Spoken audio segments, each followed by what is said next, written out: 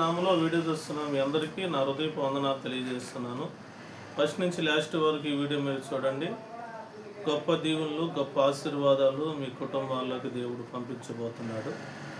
కీర్తన గ్రంథము 32 నేను మొరపెట్టి తిని దేవుడు నాకు స్వస్థత కలుగజేశాడని అక్కడ దావీదు మహారాజు మాట్లాడటం జరుగుతుంది. ఎవరైతే దేవుడి సన్నిధిలో మొరపెడతారో వారికి దేవుడు గొప్ప కార్యాలు దేవుడు చేస్తాడు. ఎందుకంటే ఈ మొర అన్నది దేవుడి పాదాల దగ్గర మనం మొరపెట్టాలి. దేవుడి పాదాల దగ్గర మొరపెట్టినప్పుడు దేవుడు మన జీవితాల్లో దేవుడు జోక్యం చేసుకుంటాడు. ఆనాడు ఇశ్రాయేలు ప్రజలు మొరపెట్టినప్పుడు దేవుడు జోక్యం చేసుకుని మోషేని పంపించి ఇశ్రాయేలు ప్రజల్ని ఐగుప్తులో నుంచి ఫరో చేతుల నుంచి విడిపించాడు.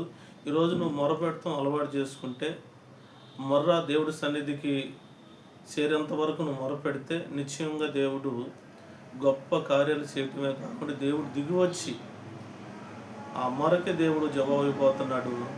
కొద్ది నిమిషాలైన దేవుడి సన్నిధిలో మొరపెడటానికి ప్రార్థన చేయటానికి ఒక సమయాన్ని కానీ ఇవ్వగలిగితే, ఒక సమయాన్ని కానీ దేవుడి సన్నిధిలో మొరపెడతాం అలవాటు చేసుకుంటే నీవు ఆలోచించిన ప్రతి ఆలోచన కూడా దేవుడు సఫలపరచాలని ఆశపడుతున్నాడు.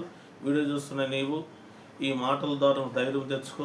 దేవుడి నీ జీవితంలో గొప్ప అద్భుతాలు చేయబోతున్నాడు. ఆమేన్.